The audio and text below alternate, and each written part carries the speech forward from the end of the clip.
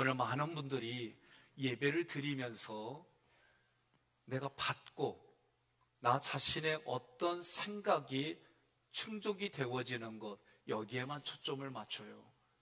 이것은 여러분 개인에게는 어떠할지 모르지만 성경에 비추어 볼 때는 많이 부대낄 수밖에 없는 그 사람의 내면 구조예요. 오늘 본문의 말씀도 지금 유대 그 당시 본문 그 당시에 최고의 법정이 산헤드린이에요. 여기에 있는 사람들 그리고 대제사장 가야바가 모였어요.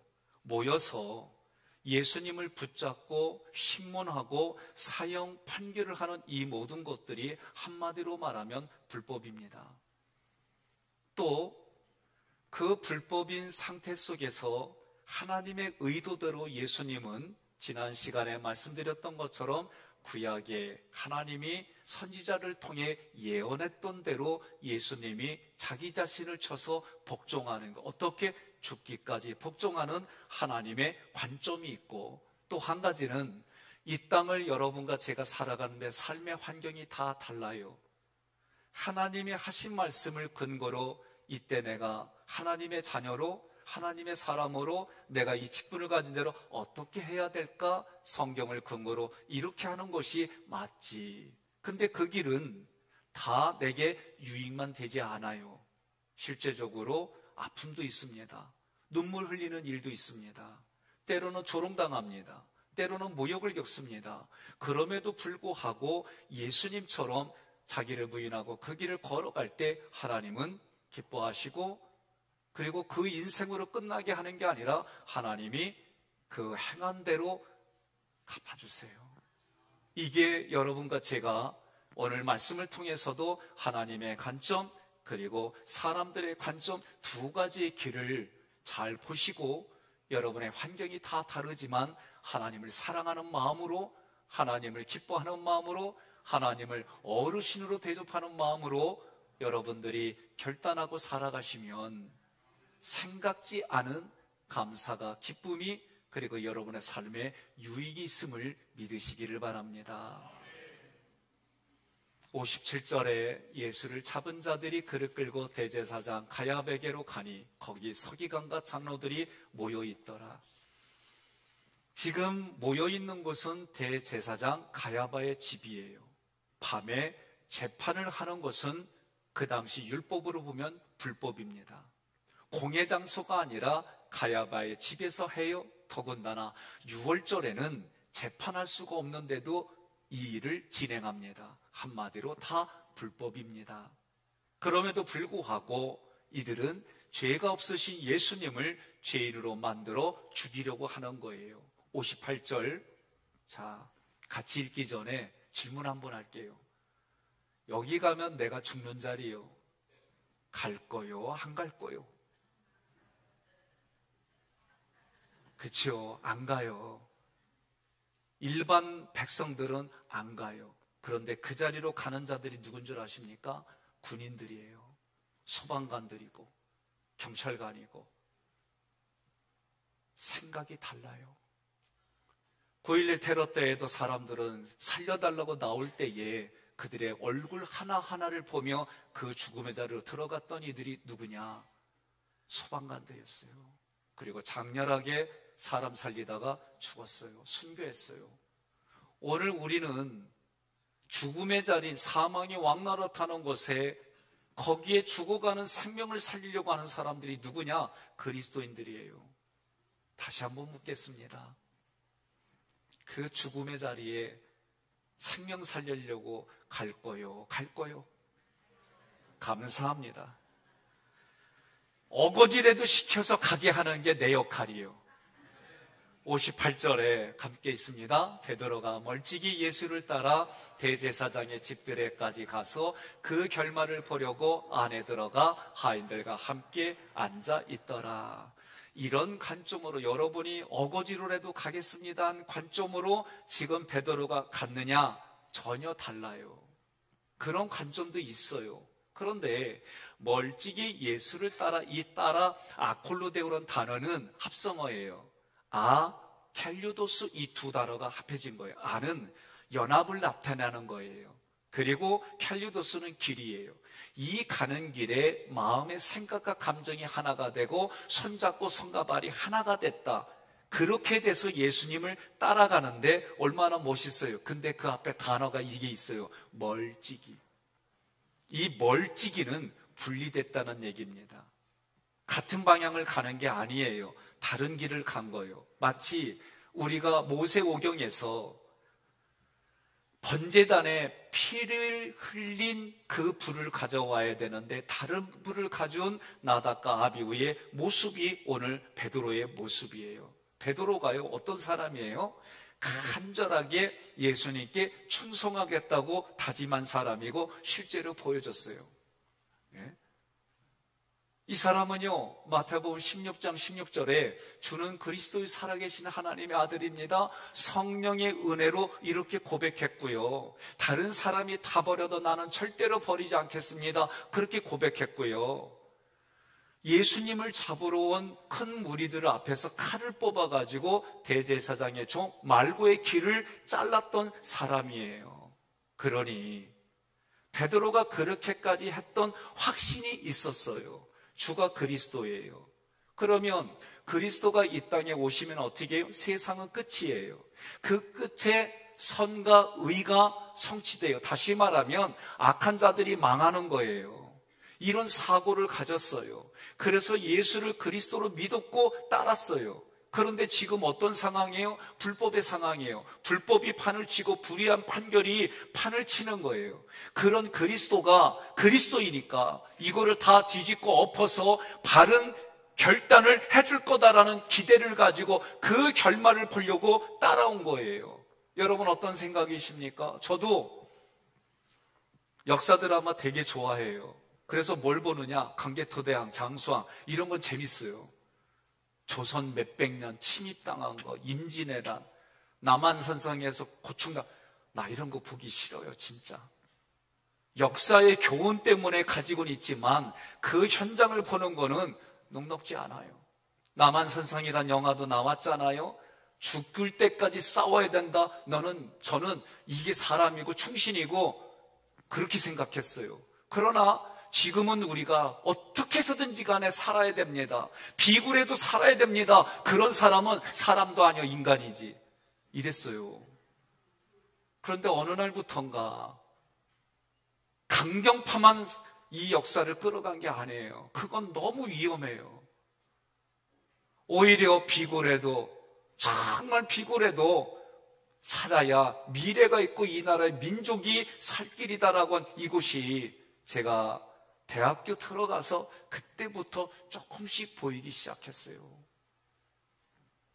여러분들은 어떠십니까?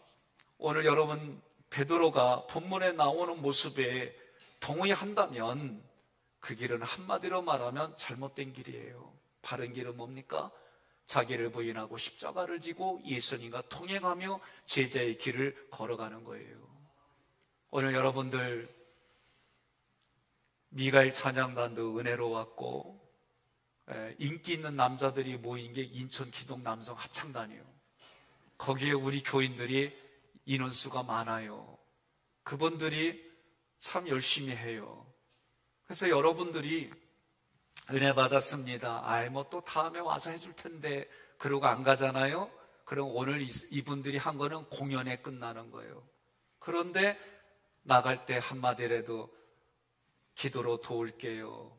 그래서 손하면서 악수했는데 이렇게 보니까 짜장면 값이 덜려 있어.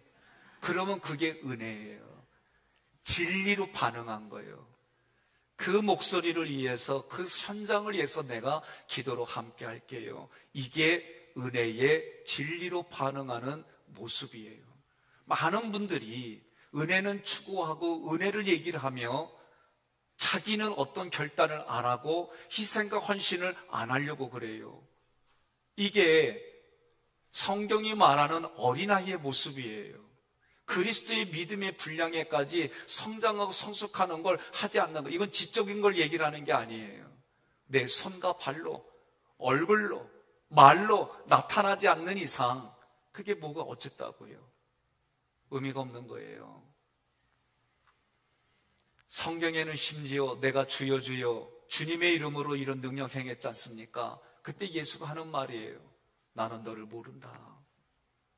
오늘 내가 은혜를 받았어요. 이 찬양의 내용들을, 가사를 생각하면 내 배우자에게, 내 부모님 자녀들에게, 너와 내 집이 구원을 받고 그런 가정을 이룬 다음에 내 이웃에게까지 그 힘이 흘러가는 것이 하나님 나라가 확장되는 거예요. 59절에 대제사장들과 온 공회가 예수를 죽이려고 그를 칠 증거를 찾았어요. 혈안이 됐다는 얘기입니다.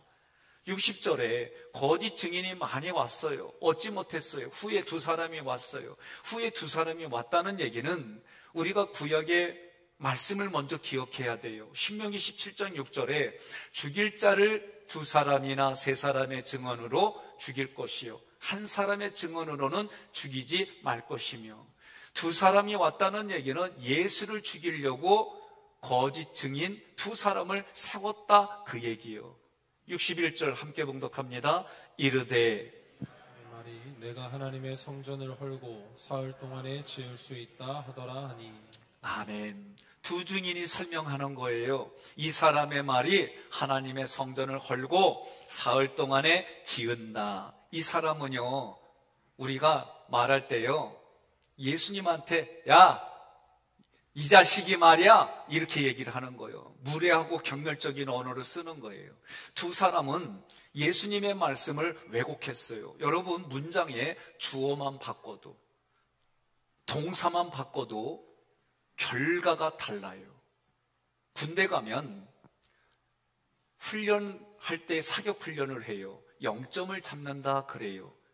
동그라미 원에 맞게에서 삼각형으로 그 안에 0점 총 3발을 쏘면 그걸 맞추는 훈련을 해요.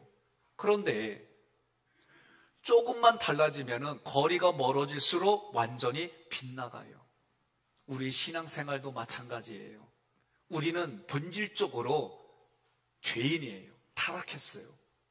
그런데 그런 우리에게 하나님이 나를 서서히 하나님의 사람으로 만들어가 주는 거예요.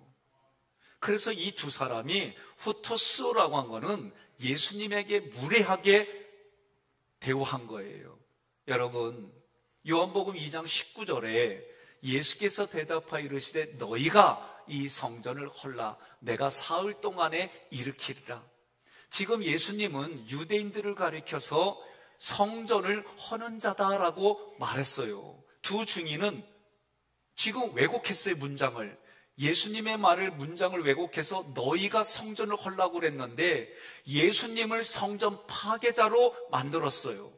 너희가 성전을 헐라는 얘기는 요한복음 2장 뒤쪽에 보니까 성전을 정화하는 예수님께 유대인들이 말하는 거예요. 그때 예수님이 대답이 이 얘기가 나왔고, 성전을 헌다는 것은 자기 육체를 말한다라고 분명히 말씀해 주셨어요. 그럼에도 불구하고 이 두 사람의 증인은 얘기가 흘러서 주어를 바꿔버렸어요. 그리고 문장을 왜곡시켜 버렸어요. 예수님은 오늘 본문에서 부활, 승천, 재림을 분명하게 얘기를 하셨습니다. 그렇다면 먼저 부활이 어떤 의미일까? 부활은 하나님의 아들이심을 선언하는 게 부활이에요. 로마서 1장 4절 함께 봉독합니다. 성결의 영으로는 죽은 자들 가운데서 부활하사 능력으로 하나님의 아들로 선포되셨으니 곧 우리 주 예수 그리스도시니라. 아멘. 부활은 한마디로 말하면 예수님이 부활한 것은 하나님의 아들로 선포되는 게 부활이에요. 그러면 여러분과 저는 부활의 신앙을 가진다는 얘기는 우리들도 하나님의 자녀가 되고 그리고 영적인 싸움에서 승리하게 해주신다는 것을 믿는 사람들이 부활의 신앙을 가지고 있는 거예요. 62절에 대제사장이 일어서서 예수께 묻되 아무 대답도 없느냐? 이 사람들이 너를 치는 증거가 어떠하냐 하되, 지금 대제사장이 일어나서 예수님께 말하는 거예요. 너에게 불리한 증언을 하는데도 어째서 대답이 없느냐? 지금 예수님이 끝까지 침묵하는 거예요. 어떻게 보면 대제사장이 소명의 기회를 주었어요. 그런데도 예수님은 침묵했어요. 침묵이 뭐예요? 지금 의미가 없는 거예요. 어떤 말을 해도 지금 예수를 죽이려고 하는 거고요. 예수님은 그들이 죽이려고 하는 것에 그들이 죽이는 게 아니라 하나님이 예수님을 십자가에 이끌어 가심을 믿은 거예요. 이거 받아들이는 거 쉬운 거 아니에요. 예? 조금 전에 여러분 죽는 자리 갈 거요 그럴 때 대부분 못 가요. 저도 제가 질문을 했어요. 목사 안수를 받고 어느 날 퇴근해서 와서 이렇게 보니까 신방 끝나 저녁 늦게 왔더니 아내하고 애들이 자요. 그때 내가 그냥 나도 모르게 질문했어요. 나한테. 하나님이 지금 너 부르시면 갈래? 근데 내가 믿음이 있잖아요. 못 가요. 왜? 내가 가면 저 자식 어떡하라고요? 이게 제가 처음 대답이었어요. 하나님이 들으시고 저를 훈련시켜 주셨어요. 인간적으로는 어떻게 이런 일들이 있나 이런 것들을 겪다 보니까요. 내가 두 번째 질문했어요. 하나님이 지금 부르면 갈래? 그때 제가요. 안 가면 어떻게 될지 아니까 끌려갈게요. 이랬어요 정말. 예? 그리고 더 어려운 일들 겪고 나니까 이제 하나님이 부르기도 전에 제가 그랬어요. 나 사명 끝나면 나 빨리 데려가게 해주세요. 이렇게 변했어요. 나는 살려는 욕구가 없다 그런 얘기가 아니에요. 우리가 사는 목적이 무엇인지 분명히 하자는 거예요. 나의 정체성이 무엇인지 분명히 하자는 거예요.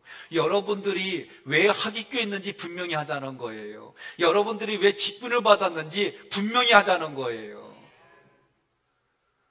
63절에 예수께서 침묵하시거늘 대제사장이 이르되 내가 너로 살아계신 하나님께 맹세하게 하노니 내가 하나님의 아들 그리스도인지 우리에게 말하라. 거짓 증인들의 위증과 대제사장의 질문이 계속해서 쇄도하는 거예요. 그럼에도 불구하고 예수님이 어떤 변명도 어떤 변증도 안 해요. 침묵해요. 예수님을 처벌하려고 하나님의 이름으로 맹세하라 이 얘기까지 해요. 이 얘기 뭐냐면 하나님의 이름으로 맹세하면 진짜 그리스도라고 얘기하니까 죽는 자리예요. 말하지 않으면 지금까지 그리스도라고 말한 게 거짓이 되니까 죽는 자리예요. 이래나 저래나 죽는 거예요. 여러분 또다시 여쭤보겠습니다. 이래나 저래나 죽는 자리요. 그 자리 갈래요? 안 갈래요? 난 나올 때까지 얘기하려. 갈래요? 안 갈래요? 여러분 기억하세요. 오늘 우리가 배우자가 부모와 자녀들이 그리고 이웃 간에 금이 가는 이유가 뭡니까? 예? 신뢰를 깨지게 하는 언행 때문에 그런 거예요. 오늘 예수님이 우리에게 사람은요 자기를 합리화해요. 정당화시켜요. 합리하고 정당화시키면 나오는 건 반드시 잘못이에요. 그 잘못은 오늘 본문에서 하나님을 배우고 하나님을 알고 하나님을 가르치는 종교 지도자들이 하나님을 대적하는 잘못을 해요. 뭐 때문에? 자기 자신을 합리하고 정당화시켰기 때문에. 두 번째로 우리가 자기를 합리하고 정당화시키면 다른 사람에게 반드시 잘못을 저지르게 돼 있어요. 이게 우리 인생이에요. 그래서 자기를 부인하지 않으면 이런 일들 속에 나아가기 때문에 오늘 예수님이 뭐라고 그래요? 자기를 부인하고 자기 십자가를 지고 자기를 따르라고 그래요. 오늘 많은 분들이 예수님이 죽고 내가 살았어요. 구원받았어요. 여기에 기쁨이 있고 여기에만 머물러 있어요. 우리 신앙은 거기에 머물러 있으면 다 하나님이 약속한 것들을 누리지 못한 상태로 인생 끝나는 거예요. 내가 구원받았어요. 구원받으면 구원받은 반응이 나타나야 되는 거예요. 구원시켜 주셨으면 그 반응의 정체성을 가지고 살아가는 거예요. 이게 여러분의 결단이 필요한 게 이겁니다. 그게 신앙의 성장과 성숙으로 가는 거예요. 저도 오랫동안 은혜라고 하는 거를 많이 갈구했어요. 그런데 은혜를 간구한다고 사람이 변하는 게 아니에요. 내가 결단하지 아니하면 변하지 않아요. 근데 변하는 방향이 어디냐? 삼일체 하나님께 하나님의 방법으로 바꿔야 되는데 여전히 자기의 생각과 방법으로 가려고 그래요. 안 부딪히겠습니까?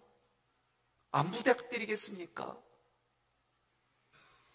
오늘 본문에서 예수님이 침묵한 거, 예수님이 침묵한 상황들을 찾아보니까 첫째로 무익한 논쟁에 빠질 때 예수님이 침묵했어요.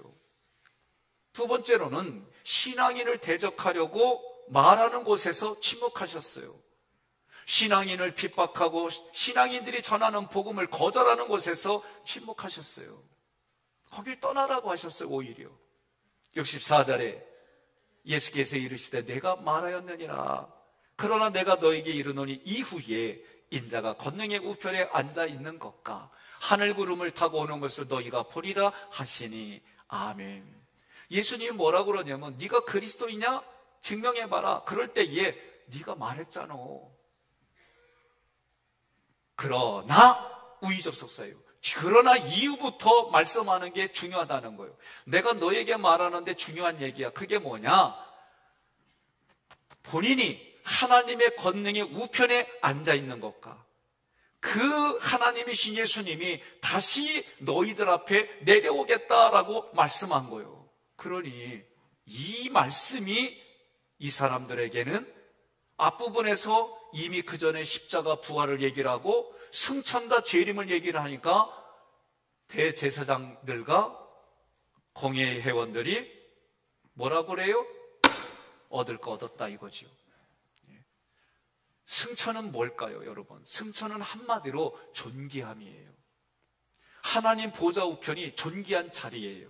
존귀한 자리에 존귀한 분이 앉으셔서 하나님이 주신 권세와 권위를 가지고 다스리는 게 승천이에요. 그래서 우리가 승천의 신앙을 가지고 있다는 얘기는 이 사람 한 사람 한 사람이 다 뭐예요? 존귀한 사람이에요. 동의하십니까?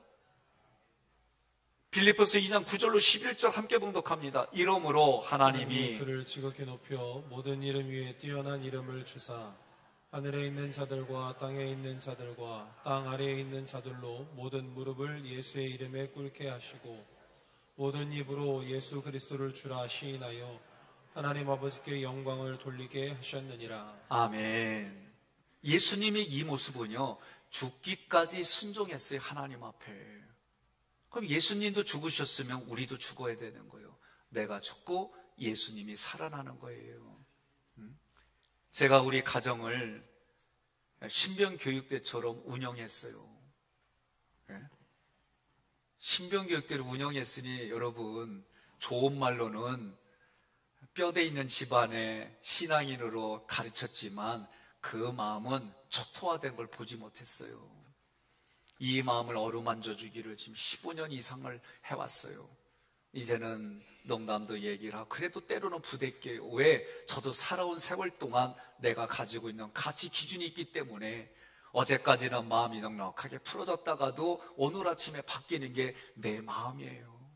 그러니 하나님 앞에 어떻게 기도하겠어요? 여러분, 우리가 어떻게 하나님 앞에 기도해야 돼요? 살려달라고, 도와달라고, 하나님의 그 거룩한 손길이 아니면 죽을 수밖에 없다고 고백할 수밖에 없는 거예요. 재림은요, 이런 특징이에요. 예수님이 오신다는 얘기는 뭐예요? 심판주로 오든지 시상식장에 서든지. 옆 사람에게 여쭤봐요. 심판의 자리에 서는 거요? 시상식 자리에 서는 거요? 왜 나만 봐요?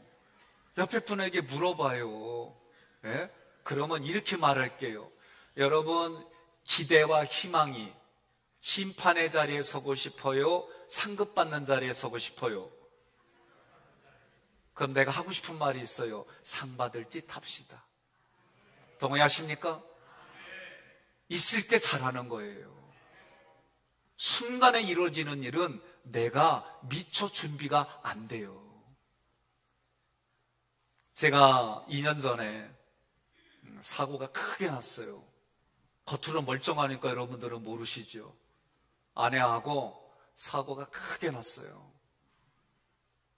그때 마침 임장로님이 지나가다가 딸하고 지나가다 우리 봐가지고 아내를 먼저 데리고 가고 후속 처리하는데 차가 그거를 견딜 수 있는 차라서 그날 우리 살았어요. 사실은 앞부분이 다 망가지고 안에 벨트 맸던 데는 시퍼렇게 멍들고 뒤에 있던 아들은 안전벨트는 매지 않았는데 그러니까 젊은 게 좋긴 해. 그걸 보니까 양쪽으로 다 헤드레스트 잡고 얼굴은 부딪혀서 이렇게 툭 튀어나왔는데도 얘가 그래요. 아빠, 나 뒷자리에 앉을 때마다 그때 그 사고가 자꾸 떠올라. 이게 트라우마라고 하는 거예요. 제가 2달 걸렸습니다. 운전할 때마다 앞에 브레이크만 서면 내 의지와 상관없이 가슴이 철렁철렁 내려가고 식은땀이 흘러요. 2달을 그렇게 운전을 할 때마다 그게 올라오는 거예요. 그래도 직면하니까 이게 빠르게 정리가 됐어요. 그리고 우리 김건석 장로님 도움으로 거의 1년 동안 우리가 치료를 받았어요. 여러분, 사건들마다 그렇게 내 안에 가지고 있는 경험이 있어요. 여러분들이 지금까지 사람의 경험이 다 있어요. 십자가, 부활, 승천, 재림의 그 경험의 사건이 정확히 무엇인지 모르지만 여러분 경험한 분도 계시고 또 경험해야 될 분도 있고 그래요. 그런데 내면에 무엇으로 경험되어 있느냐에 따라서 나의 언행이 달라져요. 하나님은 그걸 요구하는 거예요. 예수님을 겪어서 예수님이 걸어가신 그 길들을 여러분과 제가 살아가는 삶의 현장에 부부에게, 자녀들에게, 그리고 내 이웃들에게 부대끼지요. 문화가 되기까지는 습관이 있어야지요. 문화가 되고 인격이 되려면은 그거에 대한 훈련이 내 안에 익숙함으로 있어야지요. 이게 없으니까 계속 그 앞으로 나아가지 못하고 그 상황에서 계속 주저앉는 거예요. 예수님이 재림에 대해서 말씀하십니다. 요한복음 5장 29절로 30절 함께 봉독합니다. 선한 일을 행한 자는 생명의 부활로, 악한 일을 행한 자는 심판의 부활로 나오리라. 내가 아무것도 스스로 할 수 없노라. 듣는 대로 심판하노니 나는 나의 뜻대로 하려 하지 않고 나를 보내신 이의 뜻대로 하려 함으로 내 심판은 의로우니라. 아멘. 저는 내가 운전하면서 눈으로 보니까 내 나름대로 운전대 잡고 내 나름대로 하지만 아들이 그래요. 난 기억 없어요. 우리가 공중에 붕 떴다가 목이 90도로 꺾이고 잡아당기는 걸 얘는 다 본 거예요. 그걸 저한테 얘기를 하는데 내가 아닌 다른 사람이 교통사고 겪고 광고 보게 되면은 그런 모습을 보면 나하고는 연관이 없는 줄 알았어요. 그런데 내가 겪어보니까 어때요? 조심하잖아요. 조심하려고 애를 쓰잖아요. 분뜻 이런 사건 안 겪으려고 그러잖아요. 우리 인생은 이래요. 신앙적인 것도 마찬가지예요. 누군가는 경고하고 누군가는 바르게 길을 제시해도 자기가 겪기 전까지는 돌아서지 않는 게 사람들의 모습이에요. 오늘 대제사장들과 공의의 사람들이 그래요. 그런데 이들에게는 성경을 통해서 돌아온 사람이 아니에요. 대제사장이 65절에 자기 옷을 찢으며 말합니다. 이 당시에 옷을 찢는다는 얘기는 문화예요. 율법에 보게 되면 이 사람들이 어떤 일 때 일으켰느냐. 레위기 24장 16절 함께 봉독합니다. 여호와의 이름을 모독하면 그를 반드시 죽일지니 온 회중이 돌로 그를 칠 것이니라. 거류민이든지 본토인이든지 여호와의 이름을 모독하면 그를 죽일지니라. 아멘. 옷을 찢는 것은 자기의 거룩한 분노를 보여주는 문화예요. 그런데 어떻게 해요? 하나님을 모독하면 다 죽이는 거예요. 오늘도 이슬람권이나 좀 아쉬운 부분들이 같은 하나님을 믿으면서 다르게 가져간 사람들을 보면 명예살인이라는 게 있어요. 안타까워요. 하나님의 의도는 그런 게 아니에요. 예? 그런데도 이 말씀을 문자적으로 가져가서 그렇게 하는 걸 보게 돼요. 여러분, 하나님은요, 하나님의 형상과 모양으로 우리를 지었기 때문에 우리의 성품이 하나님의 성품을 닮아갔고 우리가 하는 일들이 하나님이 하게끔, 그런데 그 하나님은 죄를 미워해요. 죄를 미워한다고 그랬어요. 여러분과 제가 죄를 내 힘으로 다 이기지 못해요. 그러나 그 죄를 이기려고 애쓰고 노력할 때 여러분 하나님이 도와주시는 거예요. 내가 의도적으로 죄를 택하면 하나님은 로마서 1장에 뭐라고 그래? 23절 이후로 그냥 내버려 둔다고 그랬어요. 나는 여러분들이 오늘 목숨 걸고 드리는 이 예배를 통해 회복이 되어지고 돌아서고 하나님 앞에 생명 살리는 일에 여러분들이 발걸음 내디디기를 주님의 이름으로 권면하며 축복합니다. 지금 두 번째 구절에 보니까 그가 신성모독한 말을 하였으니 어찌 더 증인을 요구하리요. 보라, 너희가 지금 이 신성모독하는 말을 들었도다. 지금 대제사장들과 공회 사람들은 예수가 하는 말을 들었어요. 분명히 이 말씀은 진리입니다.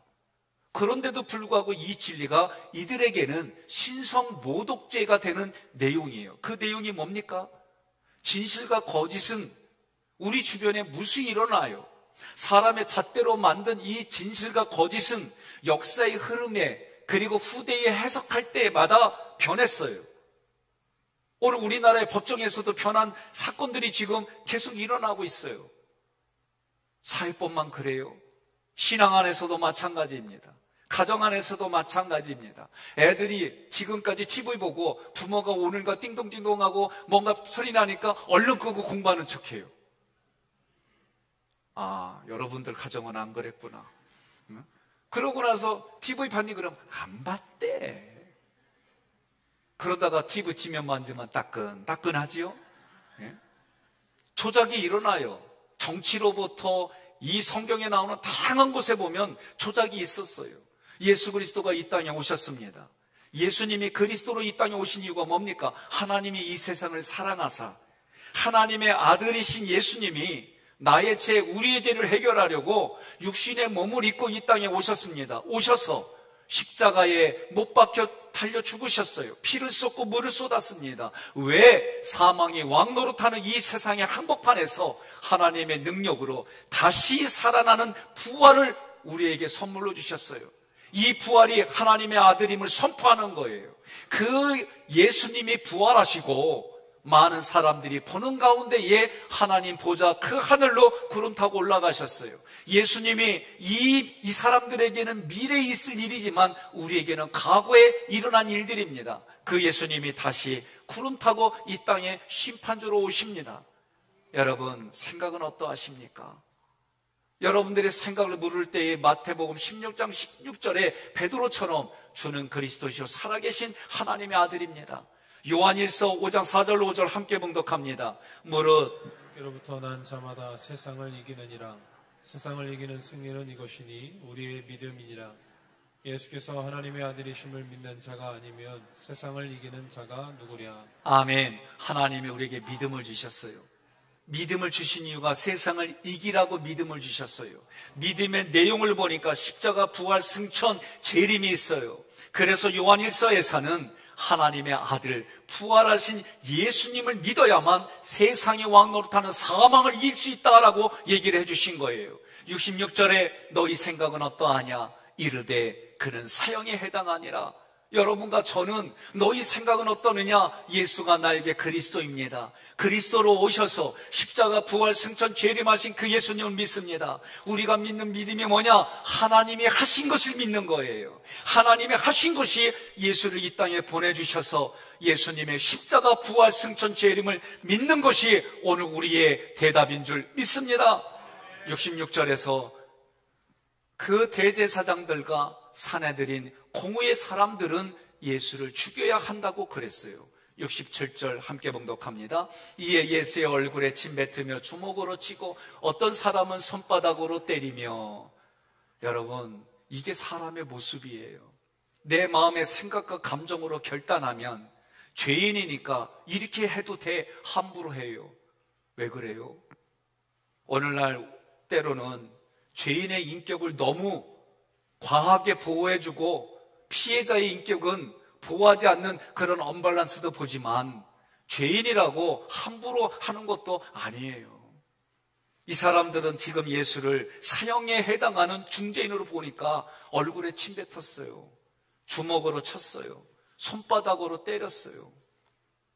예수가 유죄 판결로 사형을 받으니까 사내들인 공의의 사람들이 얼마나 고상하고 얼마나 학식이 높은 사람들입니까? 예수님께 온갖 모욕과 수치를 주었어요. 예수님은 극심한 경멸을 받았어요. 그들에게 대항하고 욕을 하거나 그들에게 권능으로 제압하지 않았어요. 침묵한 이유가 뭡니까? 단 한 가지, 하나님이 구약에 선포한 그 말씀대로 이루려고 자기를 쳐서 복종하신 거예요. 그와 같은 방식으로 고난의 자취를 따라오라고 말씀하시는 거예요. 그 길이 제자의 길이라는 거예요. 여러분, 제자의 길로 가시겠습니까? 제자의 길로 걸어가시겠습니까? 제자의 길로 걸어가시기 바랍니다. 얼굴에 침을 뱉는 건 학대하는 거예요. 여러분, 저도 이렇게 뒤돌아보니까 자녀들 훈련소처럼 키운 것이 잘 키우려고 한 거였지만 때로는 학대도 있었어요. 아들이 그래요. 아빠 목회 열심히 한 거, 열정적인 거 인정해. 그런데 아빠 스트레스 나한테 풀었어. 그 말 듣고 처음에는요, 뭔 소리를 그렇게 그랬는데 시간이 지나니까 맞아요. 제가 인정하고 미안해, 용서해줘, 그랬어요. 내가 옳다라고 얘기를 했지만 시간이 지나니까 이 아이가 나의 옳음을 받은 거, 이것도 받은 것도 있지만 그 마음에 보이지 않게 내가 날카롭게 찔른 것들이 무엇인지 조금씩 보이는 거예요. 애가 컸어요. 크니까 이제 역으로 내가 당하네. 애들이 놀아줘 그래서 바쁘다, 그리고 안 놀아줬더니 이제는 내가 놀아줘 그랬더니 사욕으로 바쁘디야. 우리가 행한 대로 다 겪는 거예요. 여러분, 예수님은 지금 얼굴에 침뱉음을 당하고 주먹으로 얻어맞고 손바닥으로 경멸당하는 일을 겪었음에도 불구하고 우리에게 말씀하는 게 뭐예요? 이사야 50장 6절 함께 봉독합니다. 나를 때리는 자들에게 내 등을 맡기며 나의 수험을 뽑는 자들에게 나의 뺨을 맡기며 모욕과 침뱉음을 당하여도 내 얼굴을 가리지 아니하였노라. 아멘. 이미 구약에 하나님의 말씀한 그 틀 안으로 들어가서 그 일을 침묵하며 겪으신 예수님, 그 예수님이 우리에게 다시 말하는 거예요. 나를 따라오려거든. 자기 부인하고 자기 십자가를 지고 예수님이 걸어가신 길을 따라오라는 거예요. 이럴 때는요, 겉으로 아멘 해야 나도 힘이 나요. 68절 함께 봉독합니다. 이르되 그리스도야 우리에게 선지자 노릇을 하라. 너를 친 자가 누구라 하느냐. 아멘. 그리스도야 라고 이거는요 빈정되는 거예요. 예?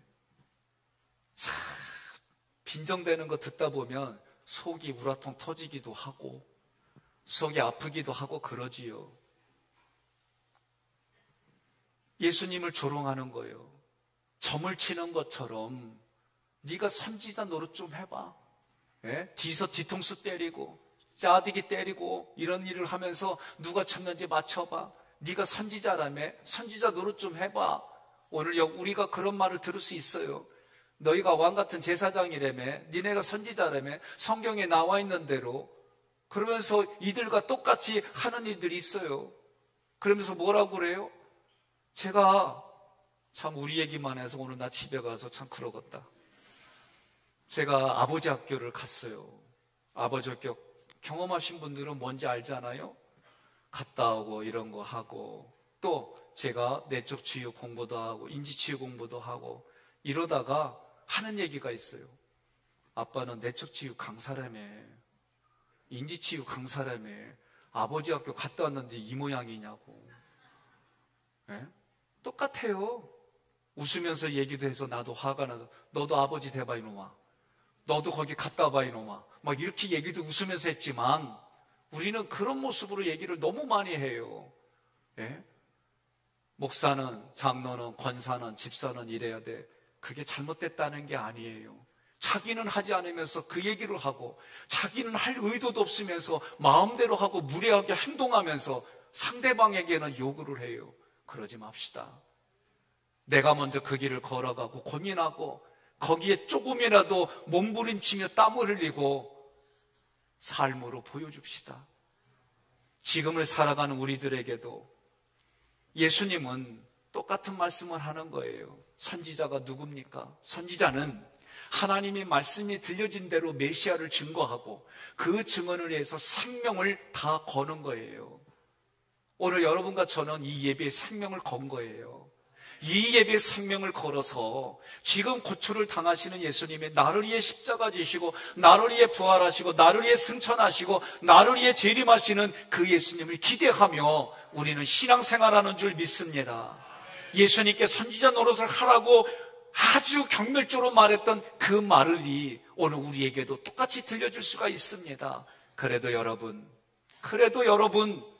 예수님의 말씀대로 성취될 줄로 믿으시고 오늘 말씀 이후에 베드로가 예수님을 3번 부인하는 글이 기록이 됐어요. 왜 그렇습니까?